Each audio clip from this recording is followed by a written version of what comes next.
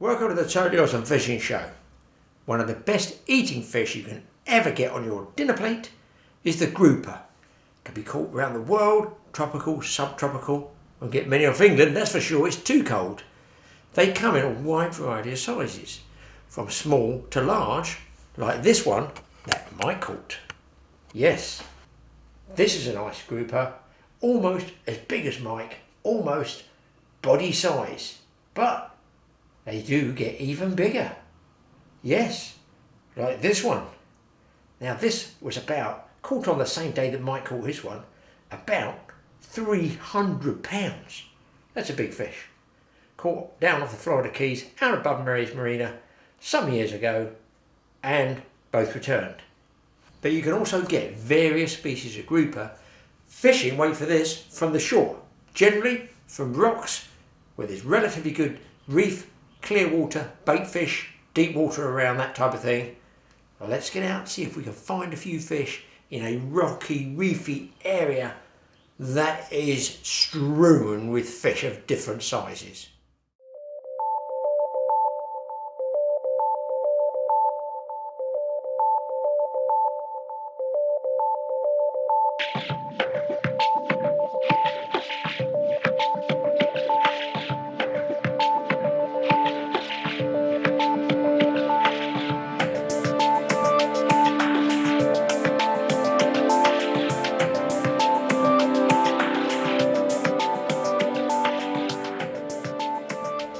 Around these rocky outcrops, a lot of the species you're going to get have teeth, but one has like little nipping teeth that are like bolt croppers. That's the triggerfish. The area we're fishing, they call them, I think, all blackfish because they're black. They will strip any rubber, soft plastic or anything you've got on the hook. I'll show you what they look like and why they're called the triggerfish. Now this is a triggerfish, of which there are absolutely gargantuan shoals around this particular island. And they're a funny little chap. They've got tiny little nipping jaws there at the front and they shred like piranhas. And this dorsal fin comes up and it locks. You cannot push that dorsal fin back. And apparently I was told what they do is in the daytime they're out feeding frenzy, and at night time in the hours of darkness they go back down in the rocks and they actually jam themselves in rock crevices like this. Now whether that's true or not I don't know, but that's what I was told. And also I think they throw this up as a defense mechanism because you'd think that would be pretty tough to swallow with that stuck in your throat. I'm going to take a fillet off of this one because I want some for bait anyway. I'll drop a fillet into the water and hopefully be able to film for you the shoal of absolute piranhas that these things are and what they leave cannibalising their baby brother. Right, what I've done is I've taken the fillet off there and you can see I've left loads of meat on there. This is the stomach contents of the triggerfish. Now it's like a long big tube, clear tube tract, and this is the stuff one assumes they feed on, which is like, I don't know what. I can't even see any animal life in there at all. There must be a triggerfish scientist somewhere that can tell us what that is, but I don't know what it is. Anyway, I'm putting that on, help draw them around, and then this is the meat on here. I'm going to give it about 60 seconds in there. Then I'm going to time it by my watch and see what's left of all this meat and guts in 60 seconds. But just as a tip, guy, if you are a mullet fisherman from the shore, one of the best baits you can ever get is the gut, just that, the tract of a mullet. Of course you have to catch your mullet first to get the gut tract, but they're used to eating what that other mullet's been eating. They're eating the same thing, so assume that their natural food is in that gut, that stomach content. So that's why they take it really well if you're float fishing for mullet around harbours. Good little tip for you there. Totally awesome tip for you. Let's get this in the water, see if it lasts 60 seconds.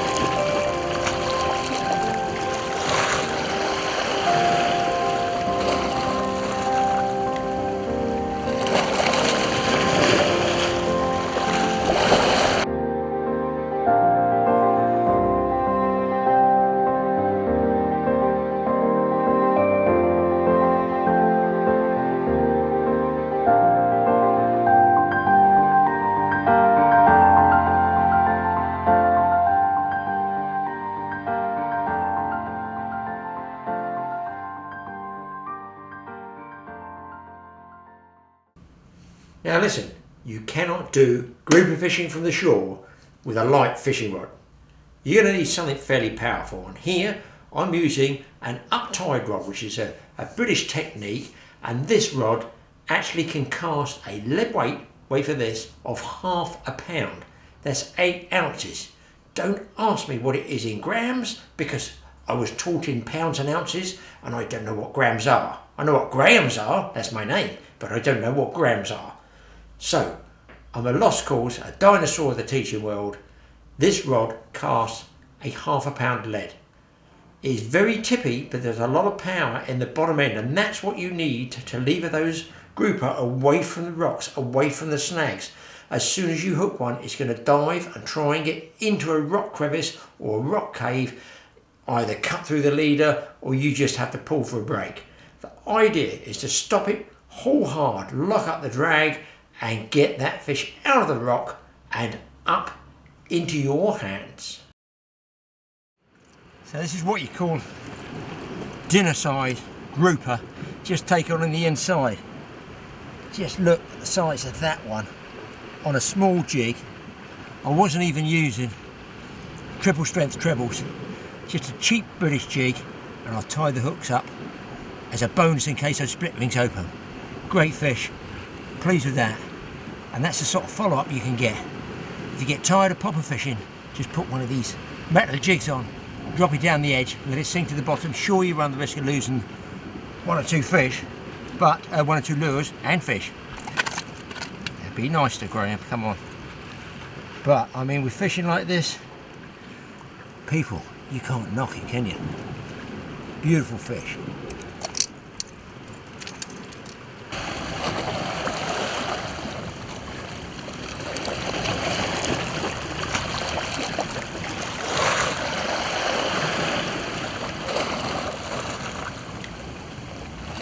Now that's all very well and good, catching those fish, but you can't take a 17-foot long gaff with you, can you?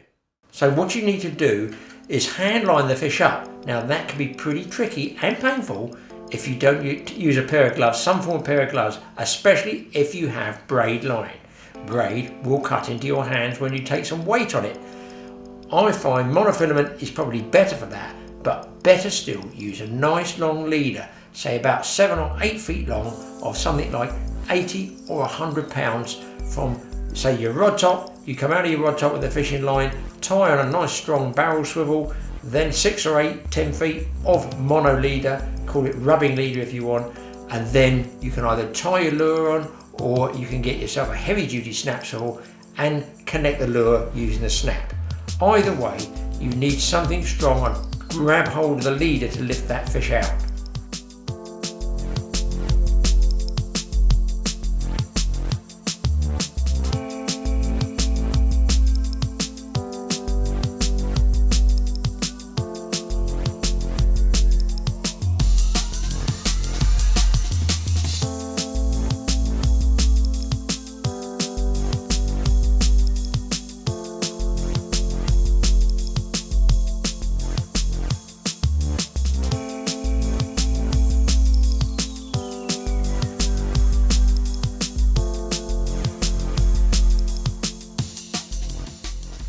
Anyway, after catching several of these fish like this, we decided to go on a pioneering trip.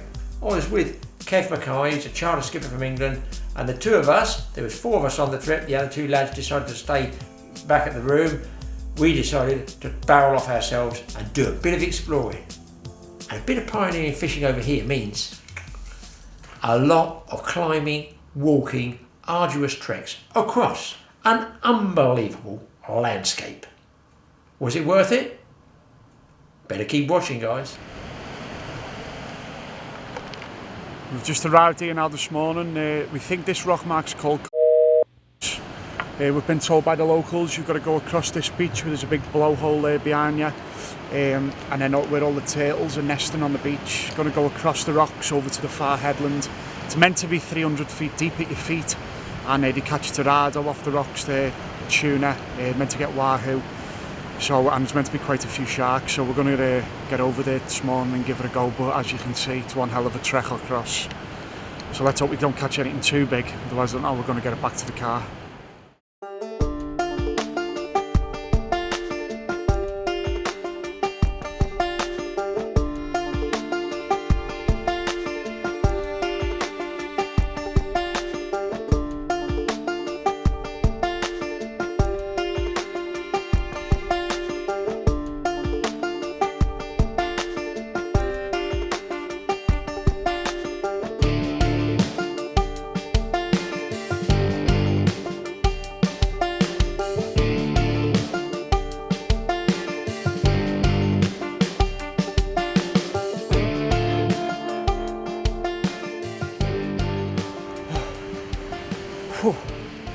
He's gone, Kev. He's just on another planet. Well, I feel as though I'm on another planet looking at here. Unbelievable. Can't keep up with him. They call him the Terminator.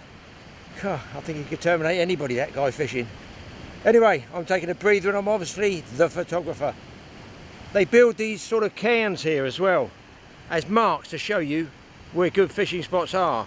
Well, they're not really to show everybody where the good fishing marks are. They're for their pals. So it just gives people, locals and visiting popper anglers, an idea where the good fishing marks are. And they build these cairns, and way over there on the headland there's 2 sticks, and you think, well, they're 2 sticks, yeah, but they don't grow out of lava rock, do they? Somebody has stuck them there, and apparently that's to mark good rock fishing spots as well. Man alive, it's like being on the surface of the moon.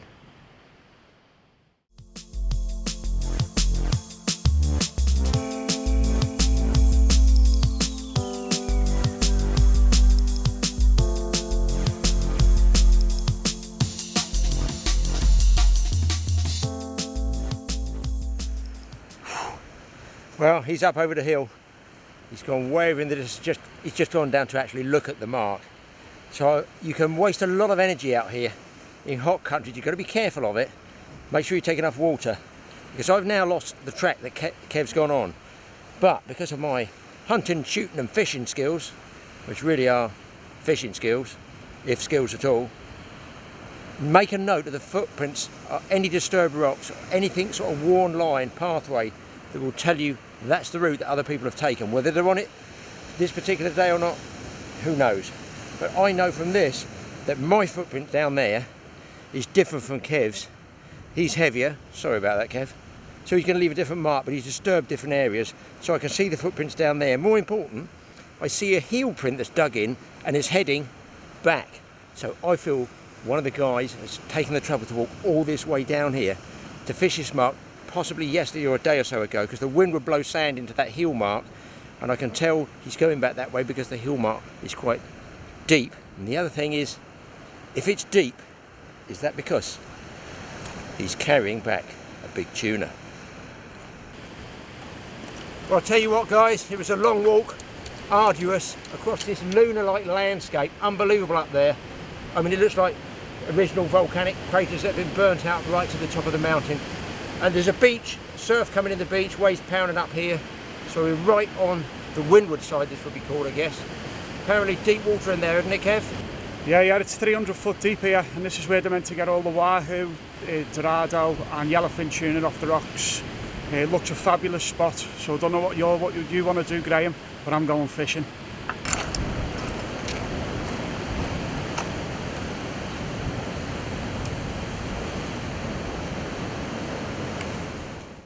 And there's apparently, I can see it over there, one of the most famous islands around here, rock off there.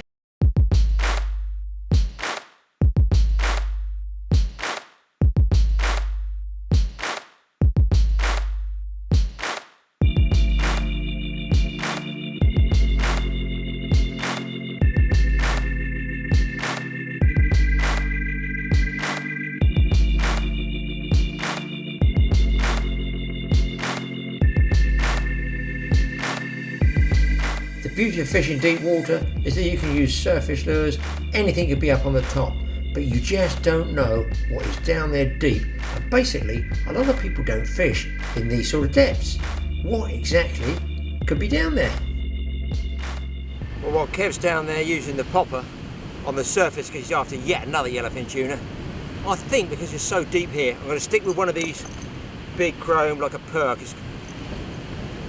It's like that. I'm not going to say the brand, mate. They don't sponsor us, so they're not going to get a mention. We've increased it with bigger split rings, bigger trebles, and I've got 80-pound mono on there, 5 feet long. Kev actually has lent me his unsponsored reel. We've all bought the tackle. It takes a lot of line. I think it's about 500 yards of 80-pound braid.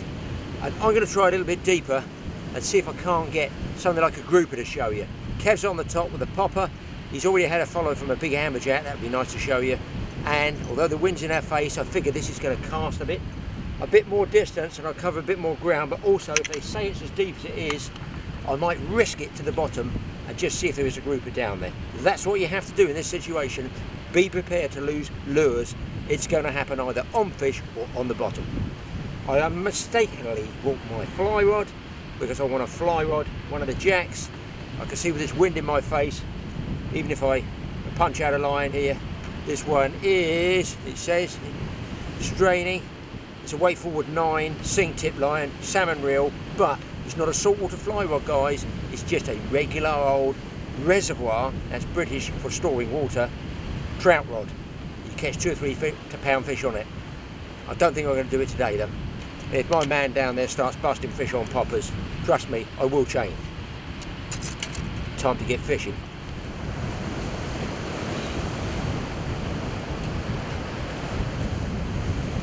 There we go, guys. The jigs work. I just come around the corner. There's quite a bit of wind round on the main point there where Kev is.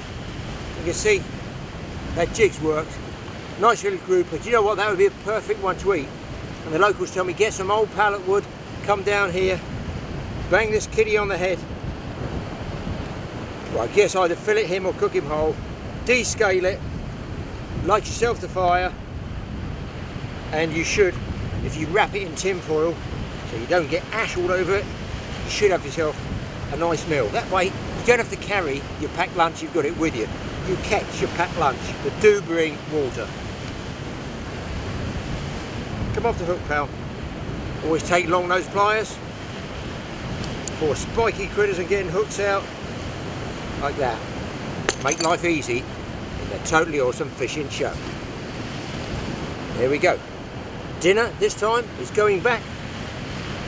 What have I got? Cheese sandwiches and an apple. Sad, isn't it? It's the English for you. God. Oh guys, this is a real turn up for the books if I can get it over the rocks. This is a first. Surely a first, certainly for me. A PB. I'm going to call that a squirrel fish, which is normally, I guess, a deep water species. Look at the colours in there. Look, he's even put his fin up for us. Beautiful. He's got a nice spike on the back of the dorsal. Look at the fins at the back there.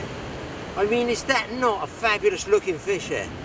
How he tried to eat something that size is beyond me.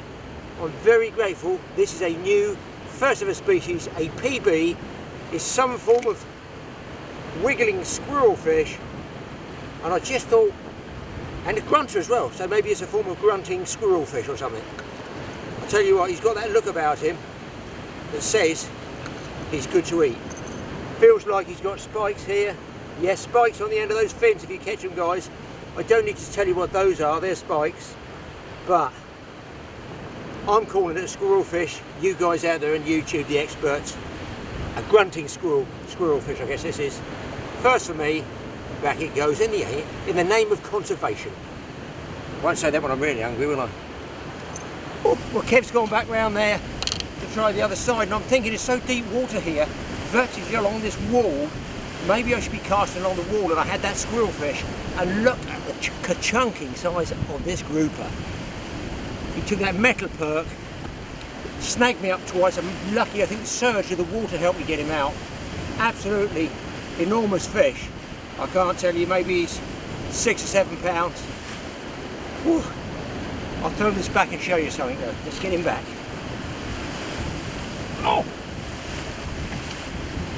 You can see there the line on the back of my hand, because I left the gaff's gone up there, I left mine in my bag up there.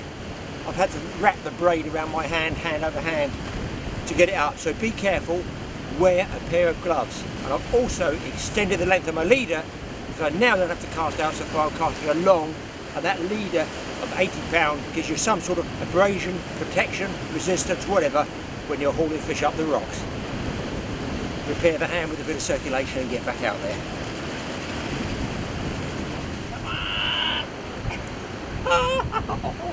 It's even bigger. Come on, baby.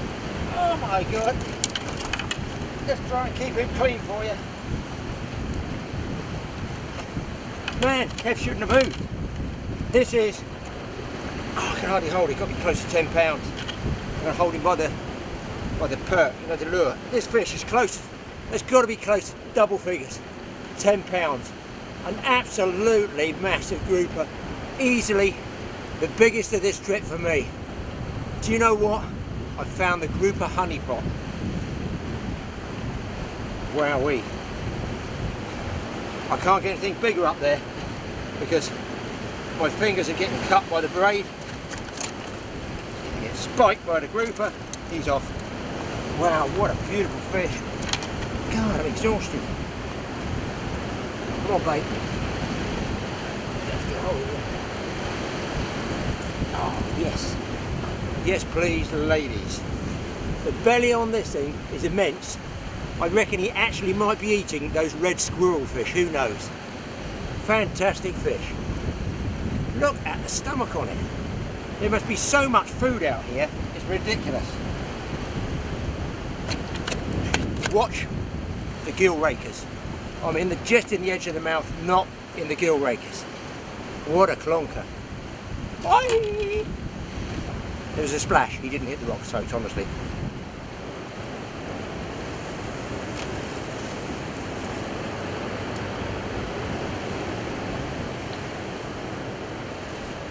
Just letting this sink now. I actually got a grouper hit on the way down. So deep there. And then I'm jigging it back. Oh, man. Gotta get him out of the rocks.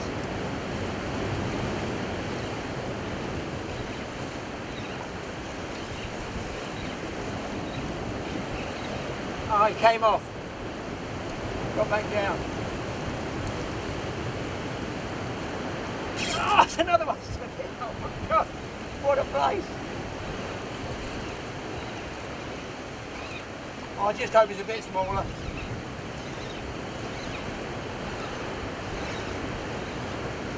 Oh. Oh. Oh. It's another big one, folks. Oh my God.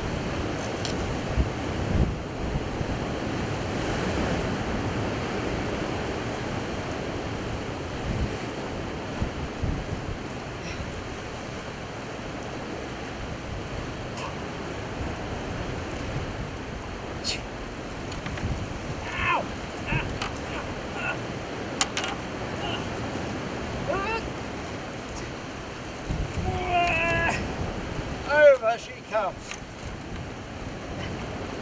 Woo.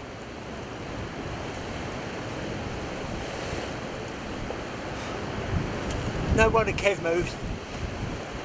God, look at that fish. Do you know they all seem big here? I might have to move. At my age, the climb's enough.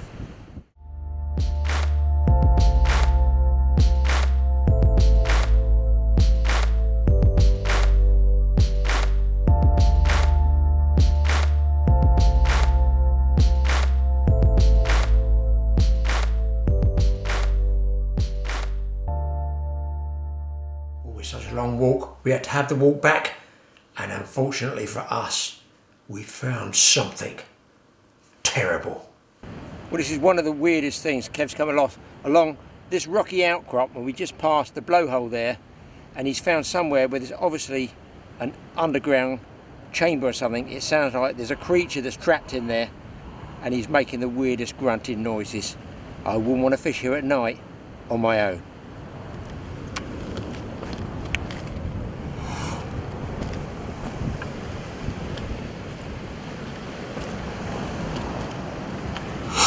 Oh, that's freaky. That is freaky. He's down in there, he lives in there. Any kids watching, don't ever put your finger in there because the monster will take it off.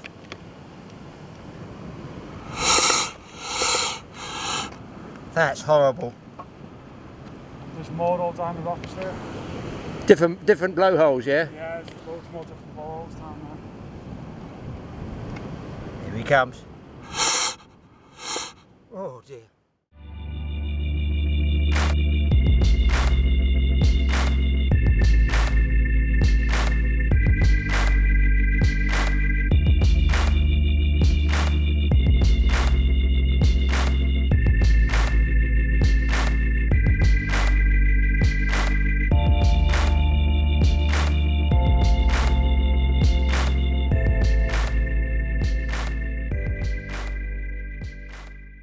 That was some fantastic shore fish of a grouper. Do you know what? We could have eaten all the grouper we wanted.